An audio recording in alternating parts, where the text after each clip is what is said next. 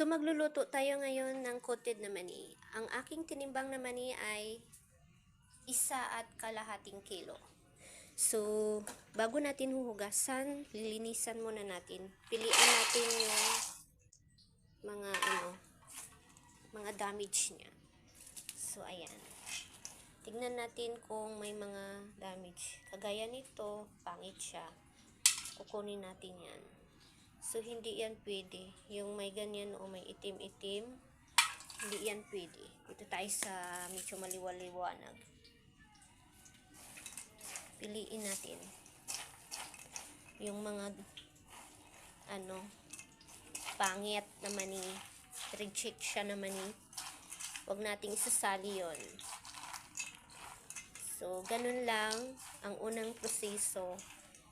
Lilinisin natin yung mani yan o may kinainan siya ng bukbok. So hindi pwede yun. Kasi ganyan pangit siya. Kasi makakasama yun sa coated. So ganun. Tapos hugasan na natin to pagkatapos lilinisin. So pagkatapos natin linisin ang mani, hugasan na natin siya, guys. Hugasan natin para malinis yan. Tanggal ang mga dumi ng mga nakakapit dyan. So, ganyan lang. Tapos, isasalin natin siya dito sa strainer para matanggal yung kanyang tubig. Siyempre. So, yan.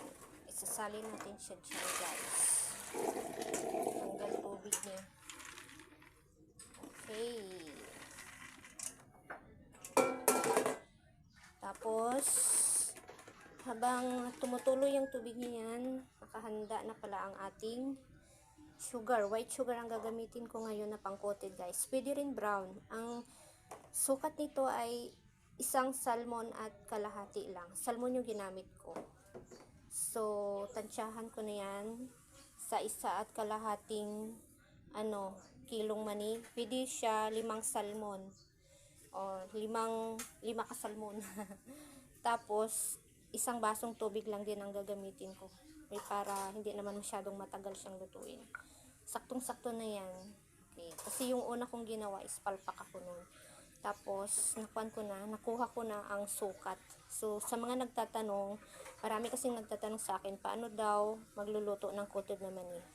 So ganyan po ang unang proseso. Tapos ilalagay na natin ito sa kawali.